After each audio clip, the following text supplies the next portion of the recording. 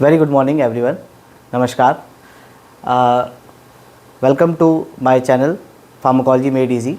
Today, I came with the topic of corticosteroid, and in this, यहाँ पे हम MCQs और इमेज बेस्ड क्वेश्चन डिस्कस करेंगे. जितने भी MCQs related to the post graduate जो PG एग्ज़ाम जो देते हैं और UG के भी स्टूडेंट्स के लिए भी है, तो सारे MCQs इसमें कवर हैं.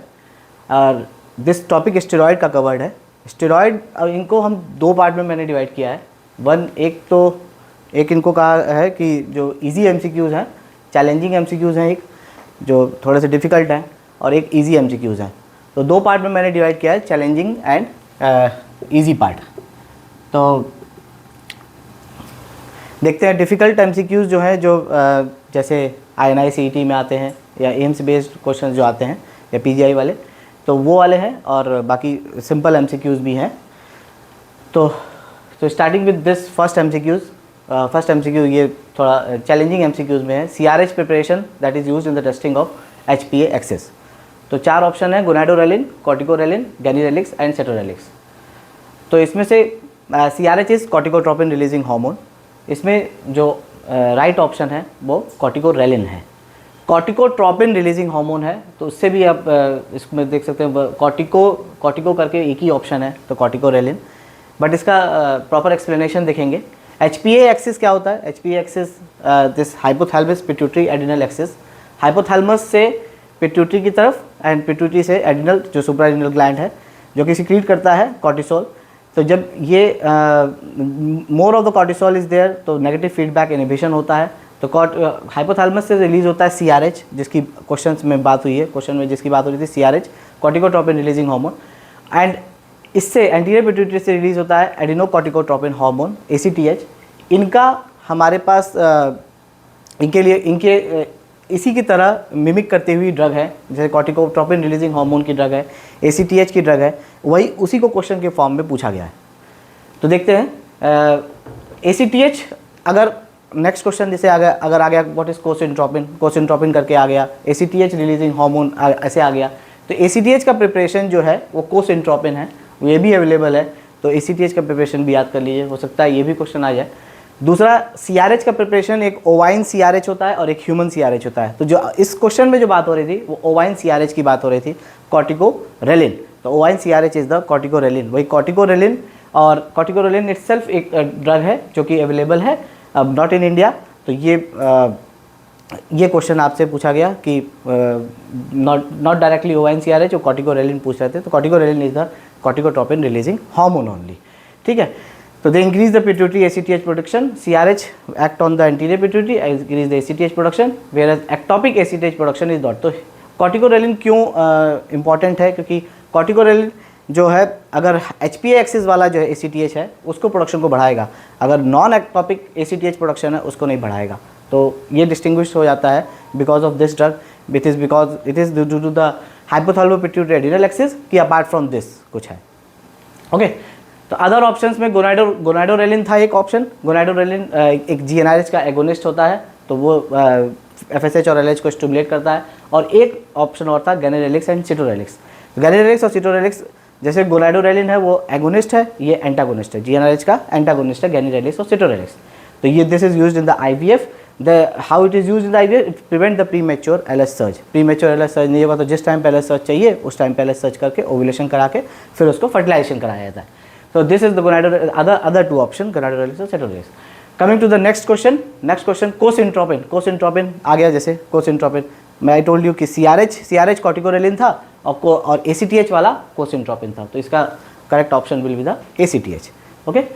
तो coming explanation, cosyntropin is also drug है, एक इंजेक्शन फॉर्म में आता है, सिंथेटिक फॉर्म ऑफ ACTH है, use to evaluate the integrity of HPA axis. अगर कोसिनट्रोपिन से बढ़ रहा है, it because of HPA axis है, तो इसीलिए वो कोसिनट्रोपिन से बढ़ रहा है.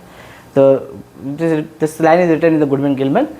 सो at next question, at the same concentration of steroid which of the following is the most potent. So concentration is same, तो पोटेंसी किस में ज़्यादा होगी? ऑइंटमेंट में ज़्यादा होगी, क्रीम में ज़्यादा होगी, लोशन में ज़्यादा होगी? ये क्वेश्चन है. तो रिमेंबर वन थिंग, जिसमें ऑयल बेस्ड कंटेंट ज़्यादा होगा उसमें वो देर तक रहेगा तो पोटेंसी भी उसकी ज़्यादा रहेगी। ऑइंटमेंट में OI लिखा हुआ है तो OI करके आप याद कर सकते हैं, OI इज़ ऑयल। तो अगर ऑइंटमेंट लिखा हुआ है तो that will have the more potency. तो अगर स्टेरॉइड है ऑइंटमेंट के फॉर्म में, तो ऑइंटमेंट के फॉर्म में स्टेरॉइड सब फॉर्म में आता है, ऑइंटमेंट, क्रीम, लोशन सारे फॉर्म में आता है। कैंडिड भी क्रीम आपने बहुत सुनी है, ऑइंटमेंट भी फॉर्म पे आता है। तो ointment are generally the most potent because they contain a higher oil content. तो OI for ointment, OI for oil, ऐसे करके याद कर लीजिएगा। तो ऑयल ऑइंटमेंट ज़्यादा पोटेंसी रखेगा and form of thick barrier on the skin, thus absorption is enhanced. ठीक है, तो ऑइंटमेंट फॉर्म ज़्यादा अच्छा रहेगा। Creams are moderate potent. अगर हम डिक्रीजिंग ऑर्डर में करेंगे तो ointment then cream then lotion, this is the decreasing order. Lotion are the least potent, then बीच में क्रीम आ गया। Coming to another question, all of the following are correct about the steroid except. तो steroid, अब steroid का mechanism है ये कि how is the steroid is acting. तो steroid is inhibit the release of arachidonic acid through function of on phospholipase A2। तो एक flow chart है, will see that bind to the plasma membrane receptor and following internalization influence nuclear changes, reduce the vascular permeability, increased glucose synthesis in the liver। तो which is the correct one? The correct option is 2, bind to the plasma। इसमें मतलब the following except पूछा है, incorrect is this one, all rest 3 are the correct option। तो this is incorrect option, bind to the plasma membrane receptor and following interaction influence the nucleus। because अभी देखते हैं steroid कहाँ bind करता है। Steroid does not bind to the plasma membrane receptor, plasma membrane पे काम नहीं करता स्टेरॉइड। स्टेरॉइड नीचे आके साइटोप्लाज्म में आके बाइंड करता है।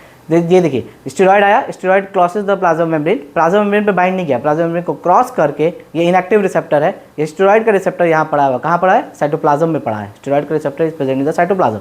साइटोप्लाज्म में स्टेरॉइड बाइंड करता है अपने रिसेप्टर से, एक्टिवेट होता है, एक्टिवेट होकर फिर इंटरनलाइजेशन होता है और फिर वो न्यूक्लियस में न्यूक्लियस की एक्टिविटी को अंदर जीन एक्सप्रेशन को टच करता है।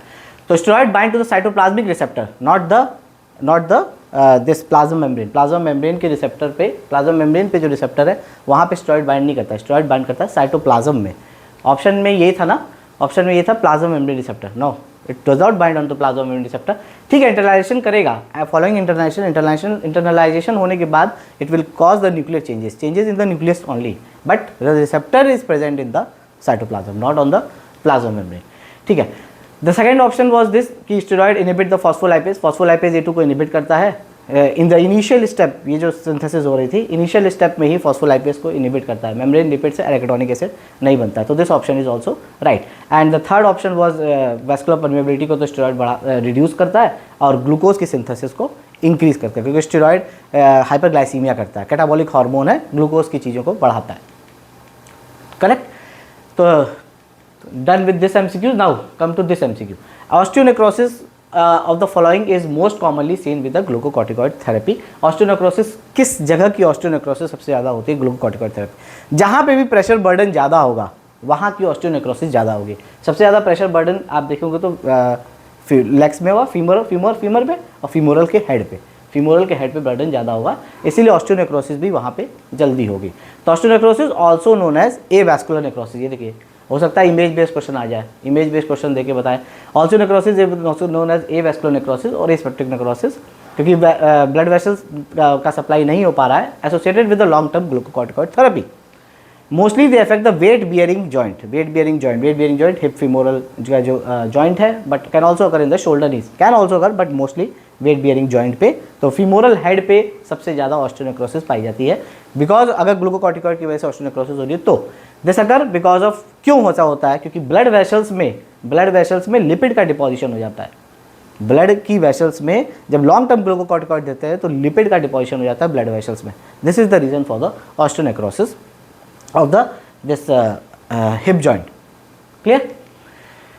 Another question. In panhypopituitarism, glucocorticoid are administered before initiating thyroid replacement. तो अगर पैन हाइपोपिट्यूटरिज्म है, मतलब पिट्यूटरी पूरा ही काम नहीं कर रही है, तो उसमें हम इसमें ये लिखा है कि ग्लूकोकॉर्टिकॉइड पहले देना चाहिए बिफोर थायराइड हार्मोन भी देना है, बट ग्लूकोकॉर्टिकॉइड पहले देना चाहिए। क्यों? इसलिए देना चाहिए क्योंकि thyroid hormone interfere in absorption of glucocorticoid. Thyroid hormone में precipitate acute adrenal insufficiency. Thyroid hormone decrease the metabolism of glucocorticoid. Thyroid hormone is not required in pine hypopituitarism. The correct answer is thyroid hormone may precipitate the acute adrenal insufficiency. होता क्या है, thyroid hormone जो है अगर replace करते हैं first, adrenal insufficiency, तो thyroid hormone itself will increase the demand of the body. So once the demand is increased, demand अगर बढ़ रही है तो एड्रिनल ग्लैंड अभी सफिशिएंट नहीं है कि वो सप्लाई कर पाएगा पूरा, तो इसीलिए एड्रिनल ग्लैंड और एक्यूट एड्रिनल क्राइसिस में चला जाएगा। ठीक है, तो इसीलिए कहते हैं कि थायराइड हार्मोन को रिप्लेसमेंट करने से पहले हम इसको ग्लूकोकॉर्टिकॉइड का रिप्लेसमेंट जरूरी है। पैन हाइपोपिट्यूटरिज्म में ग्लूकोकॉर्टिकॉइड का रिप्लेसमेंट पहले जरूरी है before the thyroid hormone replacement, क्योंकि थायराइड हार्मोन देने के बाद वो इंक्रीज डिमांड बढ़ जाएगी, डिमांड ऑफ द बॉडी और बढ़ जाएगी। थायराइड डिमांड को बढ़ा देगा thyroid hormone, which can precipitate the acute adrenal crisis that will lead to the hypertension, shock, hypoglycaemia. So in pan hypopituitarism case always give the glucocorticoid before going to the thyroid hormone. ठीक है, first glucocorticoid then thyroid hormone. This is the cortisol, another MCQs है। Cortisol cortisone shuttle होता है, इसे कहते हैं cortisol cortisone shuttle का कहा जाता है। कॉर्टिसोल से कॉर्टिसोन कैसे बनता है, एक एंजाइम है, और कॉर्टिसोन से कॉर्टिसोल कैसे बनता है, ये एंजाइम है। ये दोनों तरह से क्वेश्चन आते हैं। एक कभी कभी ए पूछ लेते हैं व्हाट इज ए, कभी कभी पूछ लेते हैं व्हाट इज बी, कौन सा एंजाइम है। तो कॉर्टिसोल से कॉर्टिसोन बनना है तो ए एंजाइम चाहिए, कॉर्टिसोन से कॉर्टिसोल बनना है तो बी एंजाइम चाहिए। तो इसमें पूछा है the enzyme A in the following image corresponds to. अब HH दो हैं, HHD1 है, HHD2 है, एक में HHD1 है, एक में HHD2 है, 11 बीटा HHD2 है। इसमें अगर कॉर्टिसोल से कॉर्टिसोन बनना है तो 11 बीटा HHD2 है। इसका एक और इमेज है, दिस इज द इमेज, ये कॉर्टिसोल कॉर्टिसोन शटल। होता क्या है कि दिस कॉर्टिसोल कॉर्टिसोन में कन्वर्ट होता है एंड कॉर्टिसोल कॉर्टिसोन में कन्वर्ट होता है इन द किसमें, kidney, colon, sweat gland, salivary gland, placenta. Kidney में मोस्टली कॉर्टिसोल नहीं होता है, किडनी में मोस्टली कॉर्टिसोन होता है, किडनी में कॉर्टिसोन होता है, और ये लीवर एडिपोज टिश्यू में कॉर्टिसोल होता है। तो कॉर्टिसोल कॉर्टिसोन में कन्वर्ट होता है in the presence of this enzyme 11 beta hydroxy steroid dehydrogenase 2। तो HHD2 रिक्वायर्ड होता है सोल को सोन में कन्वर्ट करने के लिए, 2 रिक्वायर्ड होता है फॉर सोल टू सोन में कन्वर्ट करने के लिए, और HHD1 रिक्वायर्ड होता है सोन को सोल में कन्वर्ट करने के लिए। तो ये दो एंजाइम्स थे, HHD1 एंड HHD2।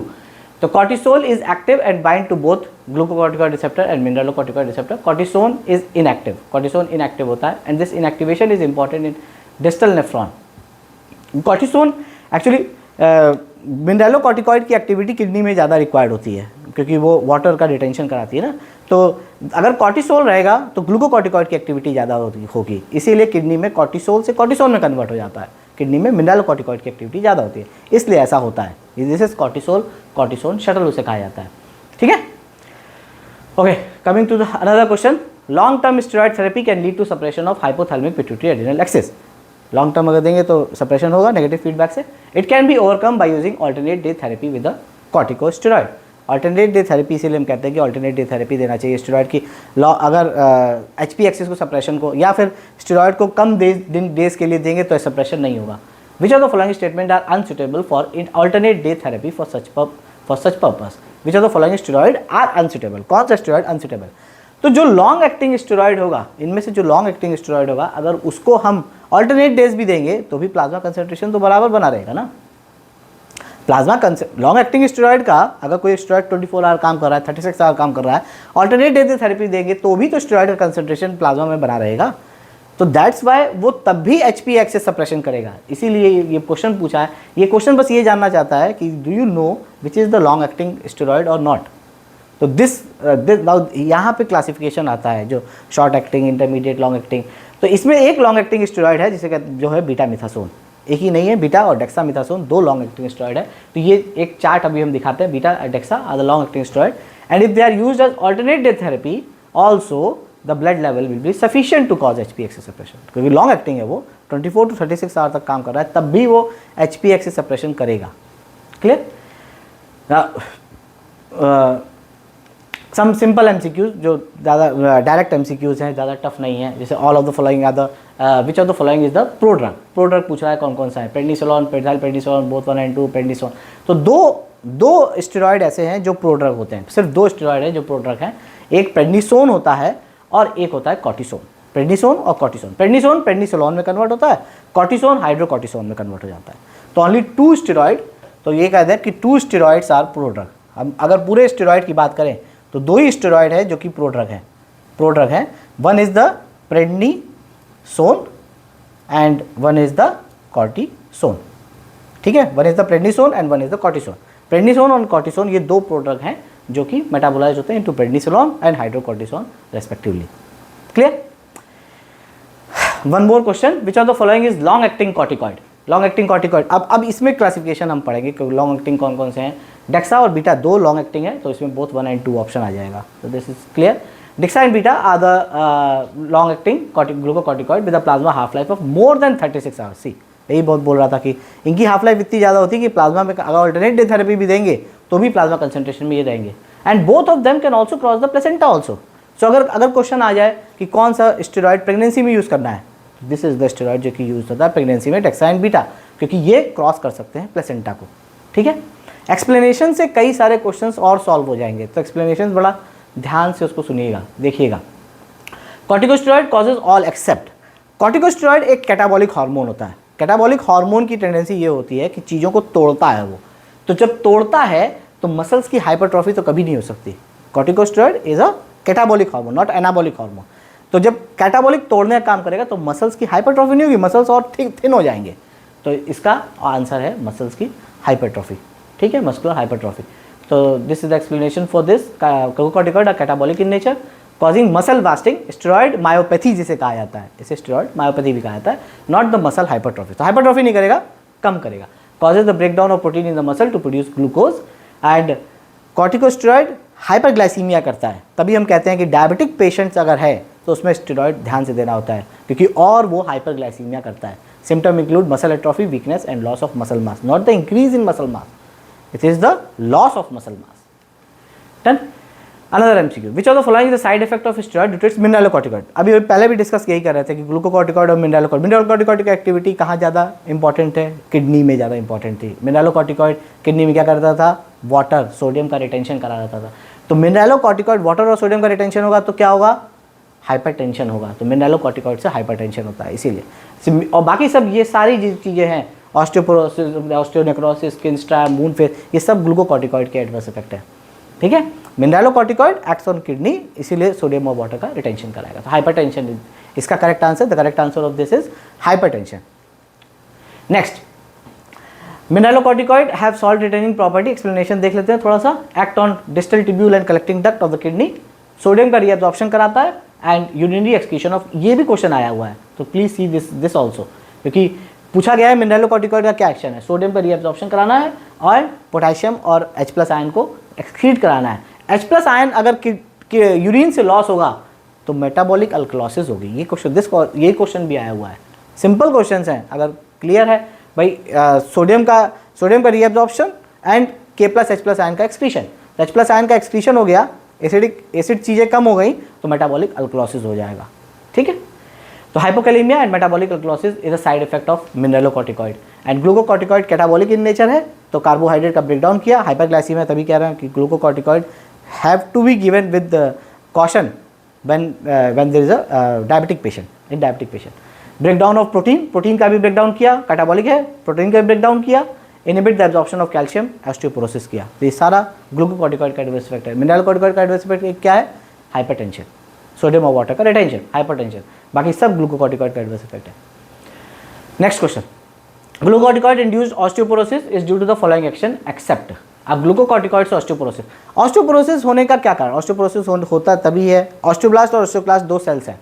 ऑस्टियोब्लास्ट कम हो जाए, osteoblast is the bone forming, osteoclast is the bone को तोड़ने वाली।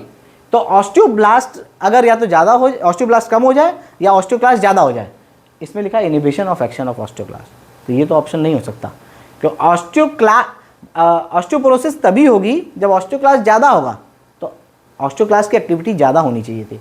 तो करेक्ट आंसर इसमें यही वाला है, ठीक है। ऑस्टियोब्लास्ट की एक्टिविटी कम हो जाए तब ऑस्टियोपोरोसिस होगा, या ऑस्टियोक्लास्ट की एक्टिविटी ज़्यादा हो जाए तब ऑस्टियोपोरोसिस होगा। तो correct option is this one. तो osteoclast are the cells that breaks the bone. तो ऑस्टियोक्लास्ट ब्रेक करती है बोन को, ऑस्टियोब्लास्ट बनाती है। B for blast, B for banana, ऐसे कर लीजिए, बी फॉर ब्लास्ट, मतलब ऑस्टियोब्लास्ट जो होती है वो बोन को बनाती है BBB। ऑस्टियोब्लास्ट बोन को बनाएगी, ऑस्टियोक्लास्ट बोन को तोड़ेगी। ठीक है, तो glucocorticoid induced osteoporosis is common side effect of long term glucocorticoid which act by increasing the activity of osteoclast and decreasing the activity of osteoblast. ठीक है, वही जो बता रहे हैं। Next question, steroids are contraindicated in all except. अब steroid किस में कॉन्ट्राइंडिकेटेड? हाइपरटेंशन में, diabetes mellitus, eczema, skin disease, peptic ulcer disease. Hypertension तो स्टेरॉइड खुद करता है क्योंकि glucocorticoid mineralocorticoid action. Diabetes mellitus में बताया हाइपरग्लाइसीमिया करता है। पेप्टिक अल्सर डिजीज में एसिडिटी बढ़ाता है। एक्जिमेटस स्किन डिजीज में स्टेरॉइड इंडिकेटेड है। तो ये एक्जिमेटस स्किन डिजीज ऐसे दिखती हैं और टॉपिकल स्टेरॉइड इसमें हाईली इफेक्टिव होती हैं। तो रिलेटिव और एब्सोल्यूट कॉन्ट्राइंडिकेशन ये भी समझ लीजिए क्योंकि इसके भी क्वेश्चन आया हुआ है। Relative contraindication, diabetic mellitus, peptic ulcer, hypertension, ये सब रिलेटिव कॉन्ट्राइंडिकेशन है, मतलब according to risk benefit ratio. तो अगर देख किसी पेशेंट में, पेप्टिक अल्सर के पेशेंट में भी स्टेरॉइड यूज़ कर सकते हैं अगर बेनिफिट ज़्यादा है तो रिलेटिव कॉन्ट्राइंडिकेशन ये। लेकिन एब्सोल्यूट कॉन्ट्राइंडिकेशन, किसी को कुशिंग सिंड्रोम है, किसी को हर्पीज का इन्फेक्शन है, तो डोंट गिव स्टेरॉइड। तो this is absolute contraindication, nothing, कोई रिस्क बेनिफिट रेशियो नहीं, don't give steroid in these condition. तो ये याद रखिएगा, Cushing syndrome and herpes, ocular infection, these two are the absolute contraindication of steroid and these are the relative contraindication of steroid। एक drug है medical एडिनलेक्टमी जिसे कहा जाता है, मतलब एडिनल, या तो एडिनल ग्लैंड का ट्यूमर है तो रिमूव बाय द सर्जरी। अगर नहीं सर्जरी करा पाता है पेशेंट, नहीं सर्जरी हो पा रही, कोई प्रॉब्लम है, कॉम्प्लिकेशन है, तो मेडिकल दवा कौन सी है जिसे हम मेडिकल एडिनलेक्टमी भी कहा जाता है, उस दवा का नाम ही है। तो M फॉर मेडिकल एडिनलेक्टमी और M फॉर मिटोटेन। तो MM मिटोटेन एक ऐसी ड्रग है जिसे एकदम डायरेक्ट क्वेश्चन है, मेडिकल एडिनलेक्टमी, मिटोटेन को मेडिकल, क्योंकि ये बिहेव करता है वैसे ही। अगर किसी पेशेंट में सर्जरी नहीं हो पा रही है then we can go for this drug mitotane, जब तक सर्जरी नहीं हो पा रही तब तक। तो mitotane is adrenocorticolytic agent used to treat inoperable and cortical carcinoma. It possesses cytolytic action and also reduce steroid synthesis. Onset of action takes weeks to months. GI disturbance, ataxia are the major adverse effect of this मिटोटेन। ठीक है, लेकिन time लगता है काम करने में, weeks two months लगता है इसको एक्शन आने में। ये एक चार्ट है, देख ये चार्ट, इस चार्ट में बहुत सारी चीज़ें पूछी गई, सब छोटे छोटे क्वेश्चन इस चार्ट से पूछे गए हैं। इस चार्ट में ही पूछी गई है कि कौन कौन सी ड्रग जो है ACTH के सिक्रीशन, अब कैसे हम अगर कॉर्टिकोस्टेरॉइड का सिंथेसिस बढ़ गया है उसको कम करना है, घट रहा है तब तो ग्लूकोकॉर्टिकॉइड दे दिए, अगर बढ़ गया है तो उसको कम करने के लिए कौन कौन सी ड्रग है। तो ACTH के सिक्रीशन को कम कर सकते हैं, ये दो ड्रग है, पैसिरियोटाइड और कैबरगोलिन। अब पूछा गया है, इस पर बहुत क्वेश्चन पूछा गया है, इनिबिटर ऑफ स्टेरॉइडोजेनेसिस। स्टेरॉइडोजेनेसिस मतलब स्टेरॉइड की जो सिंथेसिस है, स्टेरॉइड की सिंथेसिस होती है कोलेस्ट्रॉल से, कोलेस्ट्रॉल से सिंथेसाइज होता है स्टेरॉइड, सारे स्टेरॉइड, चाहे ग्लूको मिनरलोकॉर्टिकॉइड, सेक्स कॉर्टिकॉइड जो भी है, सब सिंथेसाइज होते हैं विद द दिस कोलेस्ट्रॉल से सिंथेसाइज होता है इन द लीवर। तो कौन सा इनिबिटर है स्टेरॉइडोजेनेसिस के? तो ये कीटोकोनाजोल। कीटोकोनाजोल एक एंटी फंगल है, ऐसे क्वेश्चन भी आया है, which anti fungal is used in Cushing disease, ऐसे क्वेश्चन आया। तो कुशिंग डिजीज मतलब हाइपर कॉर्टिकोस्टेरॉइडिज्म, तो अगर उसमें एंटी फंगल पूछा गया कौन सा एंटी फंगल, तो ketoconazole is the anti fungal which is used in inhibitor of steroidogenesis. Metyrapone हो गया, अगर बताए थे मेडिकल एडिनलेक्टमी। इटोमिडेट पूछा गया, which IV anaesthetic agent used in this Cushing disease, etomidate used in Cushing disease. Mitotane तो medical एडिनलेक्टमी पूछा गया, मेटारोपोन हो गया। ऑसिलोड्रोस्टैट ये एक नई ड्रग आई है, ऑसिलोड्रोस्टैट एक new drug new oral drug and this act by inhibiting 11 beta hydroxylase. तो this is also inhibiting the steroidogenesis. Glucocorticoid का एंटागोनिस्ट, अब एक पूछा गया mifepristone. Mifepristone is antiprogestin but having the glucocorticoid antagonist action also. तो mifepristone also used in Cushing disease. तो ये chart important है। फिर next question, which of the following inhibit the synthesis of corticosteroid. अब देखिए इसमें आ गया, ये जो चार्ट पुराना वाला था इसमें से आप देखोगे तो पता चल जाएगा। मिफिप्रिस्टोन सिंथेसिस को नहीं इनिबिट कर रहा था, वो लास्ट वाले को इनिबिट कर रहा था ना। अब फ्लूटामाइड, फेनेस्ट्राइड, मेटारोपोन, इसका करेक्ट आंसर है मेटारोपोन। अब ये वाला चार्ट देखिए, मेटारोपोन कहाँ है, यहाँ पे इनिबिट द स्टेरॉइडोजेनेसिस, मेटारोपोन। मिफिप्रिस्टोन क्या था, ग्लूकोकॉर्टिकॉइड का एंटागोनिस्ट। हाँ ठीक है, तो corticosteroid indicated for the stimulation for foetal lung maturation. Again आ गया। अब मैंने आपको बताया था कि दो स्टेरॉइड ऐसे हैं जो कि क्रॉस करते हैं प्लेसेंटा को, तो कौन कौन से स्टेरॉइड बताते हैं? DEXA and beta, long acting steroid. इसमें से कौन सा दिख रहा है? जो प्लेसेंटा क्रॉस कर पाएगा वही तो हम यूज़ कर पाएंगे हैं प्री टर्म लेबर में, to increase the fetal lung maturation. तो the correct answer is betamethasone है। तो बीटा मिथासोन, डेक्सामिथासोन ये लॉन्ग एक्टिंग स्टेरॉइड है, फीटल लंग मैच्योरेशन कराते हैं। In case of pre term delivery both have high placental transfer, minimal mineralocorticoid less adverse effect. Betamethasone commonly used to release the risk of maternal hyperglycaemia. Dexa compare to beta, कुछ कहते हैं DEXA अच्छी है, कुछ कहते हैं beta अच्छी है। Betamethasone less risk of maternal hyperglycaemia करता है, हाइपरग्लाइसीमिया कम करता है बीटा मिथासोन। स्टेरॉइड का adverse effect hyperglycaemia, but betamethasone कम करता है हाइपरग्लाइसीमिया। डेक्सामिथासोन, लेकिन डेक्सामिथासोन के IVH रिस्क कम होते हैं, इंट्रावेंट्रिकुलर रिस्क हेमोरेज कम होते हैं। तो dexa and beta both are use. और इसकी डोज बहुत इंपॉर्टेंट है, डोज पे भी बहुत क्वेश्चन आया, how much dose? DEXA and beta total dose is दोनों की 24 मिलीग्राम है, टोटल की तो दोनों की 24 मिलीग्राम है। Dexa is with the D, letter D, ABCD, D मतलब 4 डोज, और बीटा इज B मतलब 2 डोज, 2 सेकेंड नंबर है ना, 2 डोज। तो डेक्सा की 4 डोज होनी चाहिए, 4 डोज होनी चाहिए, टोटल डोज 24 मिलीग्राम होनी चाहिए, दोनों की 24 मिलीग्राम टोटल डोज होनी चाहिए। तो 6 मिलीग्राम ये दिया जाता है IM 12 आवरली, 12 आवरली मतलब 2 दिन के लिए दिया जाएगा, तो 6 चौक 24 हो गया, 24 मिलीग्राम हो गई। और ये 24 आवरली मतलब 1 a डे दिया जाएगा फॉर 2 डेज, तो 2 डोज दी जाएगी, तो 24 मिलीग्राम हो गई टोटल। ठीक है, तो इसकी 4 डोज और इसकी 2 डोज, B इज 2 और उसकी 4 डोज, दोनों IM दिया जाएगा। IM किसको? बच्चे को नहीं, IM to the mother, mother में दिया जाएगा। Then it will cross the placenta and it will cause the fetal lung maturation. ठीक है, mineralocorticoid receptor are present in all except, तो वो जो आपको एक दिखाया था कॉर्टिसोन शटल, उसमें मिनरलोकॉर्टिकॉइड रिसेप्टर किडनी में तो था ही, तो कोलॉन में, हिप्पोकैम्पस में भी था, लीवर में नहीं था इसका।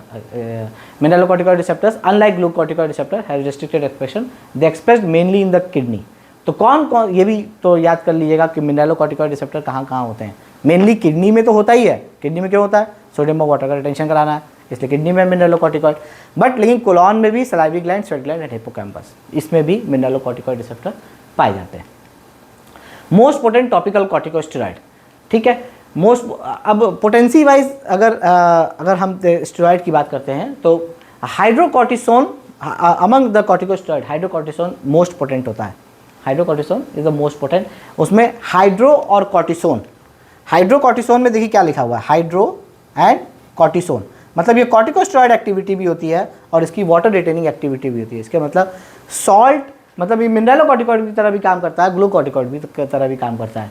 Most potent is the hydrocortisone. ये चार्ट है जो कि बताता है कि कौन कौन से हमारे पास ग्लूकोकॉर्टिकॉइड है और कौन कौन से मिनरलोकॉर्टिकॉइड अवेलेबल है। तो short acting, long acting, intermediate acting, इन सब पे भी क्वेश्चन है। फिर एक क्वेश्चन पूछा गया, विच of the following have the glucocorticoid along with maximum mineralocorticoid activity. मैं बोल रहा हूँ हाइड्रोकॉर्टिकॉइड, हाइड्रो मतलब वाटर, तो ग्लूकोकॉर्टिकॉइड के साथ मिनरलोकॉर्टिकॉइड की एक्टिविटी इसके साथ होती है। कॉर्टिसोन की less potent glucocorticoid, intermediate acting 12 to 36, long acting देखिए dexa beta, maximum glucocorticoid, maximum glucocorticoid potency. Long acting dexa और बीटा, 2 लॉन्ग एक्टिंग है, इसीलिए इसको कहाँ पे प्रेगनेंसी में यूज़ भी कर सकते हैं for the fetal lung maturation. ठीक है, long acting steroid 2, dexa and beta, और नाम भी बड़े बड़े हैं, डेक्सामिथासोन, बीटामिथासोन, उससे भी याद हो जाएगा। विच of the following corticosteroid had both glucocorticoid and mineralocorticoid action. ऐसे एक क्वेश्चन आया तो इसका आंसर क्या होगा? सिंपल है, क्योंकि हाइड्रो और कॉर्टिसोन दोनों है। हाइड्रो मतलब वाटर, वाटर मतलब मिनरलोकॉर्टिकॉइड, और ग्लूकोकॉर्टिकॉइड एक्टिविटी कॉर्टिसोन है ही। ठीक है, तो अगेन एक ये क्वेश्चन था ग्लूकोकॉर्टिकॉइड एक्स बाय, ये थोड़ा सा अलग है, ग्लूकोकॉर्टिकॉइड एक्स बाय एक्स इन इन्फ्लेमेशन। अब इन्फ्लेमेशन में ग्लूकोकॉर्टिकॉइड हमने अभी देखा था कि ग्लूकोकॉर्टिकॉइड कैसे एक्ट कर रहा था by inhibiting the phospholipase A2, तो कैसे इन्फ्लेमेशन में एक्ट कर रहा है, ये सारे ऑप्शन दिए गए थे, लाइपोकॉर्टिन, IL2, CRP, LTS करके ये ऑप्शन दिए गए थे। तो इसमें एक जो छोटा सा उसमें पीछे कुछ लिखा है, इसका आंसर इंक्रीज लाइपोकॉर्टिन होगा। एक लाइन लिखी है, मैं आपको वो लाइन दिखाता हूँ, उससे क्लियर हो जाएगा कि क्यों लाइपोकॉर्टिन को बढ़ा के काम करता है ग्लूकोकॉर्टिकॉइड। देखिए, इंक्रीज सिंथेसिस ऑफ लाइपोकॉर्टिन, लाइपोकॉर्टिन बढ़ा, लाइपोकॉर्टिन को जिसे एनेक्सिन कहा जाता है, और ये लाइपोकॉर्टिन फॉस्फोलाइपेज A2 को इनहिबिट करता है। ग्लूकोकॉर्टिकॉइड इनहिबिट कर रहा था ऊपर के स्टेप को, फॉस्फोलाइपेज A2 को, पूरा पहले चार्ट में देखा था हमने। फॉस्फोलाइपेज A2 को कैसे इनहिबिट करता है, it inhibits by increasing the synthesis of lipocortin. Lipocortin की सिंथेसिस बढ़ती है and that lipocortin will inhibit the phospholipase A2, उसके कारण ल्यूकोट्रीन्स कम हो जाते हैं।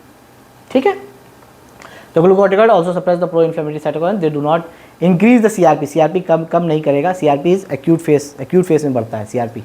ठीक है, चलिए, glucocorticoid have proved useful in the treatment of, तो another use of glucocorticoid, another use of एक और ग्लूकोकॉर्टिकॉइड का यूज पूछ रहा है, तो ग्लूकोकॉर्टिकॉइड का कीमोथेरेपी इंड्यूस्ड वॉमिटिंग में भी अप्रूव्ड है।